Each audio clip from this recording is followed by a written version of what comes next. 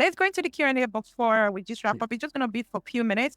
These are just simple questions we typically get. Is it too late to buy Bitcoin? Is it too late to buy Ethereum? So here's my take on this. Is it too late? For me, I don't think it's too late to buy Bitcoin or Ethereum. But this is a caveat. This is not investing or financial advice.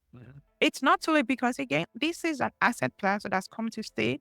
And if I see big institutions that are buying into this asset, as a smart investor, I will just allocate a certain portion of my portfolio into Bitcoin, into Ethereum. Because why?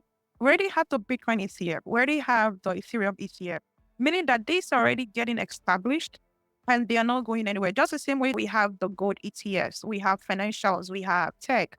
Again, this is just another asset class that has come to stay. And personally, I will still allocate some portion of my wealth into Bitcoin and into Ethereum. So that's just my take on that. We have one other question, the last question, which is also crypto related. How do I store my crypto safely to avoid losing it? So this is a very, very good question because it's exciting when you buy Bitcoin or crypto or meme coins in general and these things skyrocket.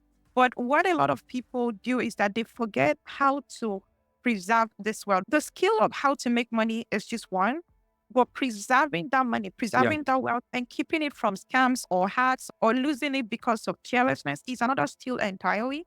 One of the things I always say is that never store your crypto on any crypto exchange. Never. Always use a crypto hardware wallet. We have tons of crypto hardware wallet, whether TANGEM, Trezor, Ledger. These are ways you can just store your crypto safely and never share your seed phrase or password with anyone.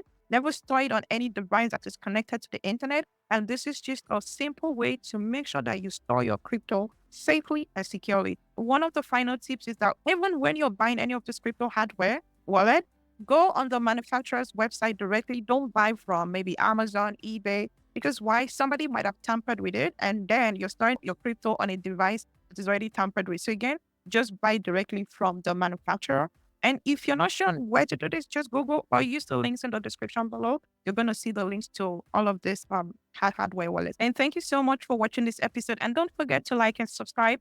If you have any question that you want us to cover in subsequent market commentary, please leave them in the comment area below. And don't forget to follow Isaac and I on all of our social media platforms. You're going to see the link in the description area below. Until then, we'll see you next week. Bye-bye. Fantastic. We'll see you next time.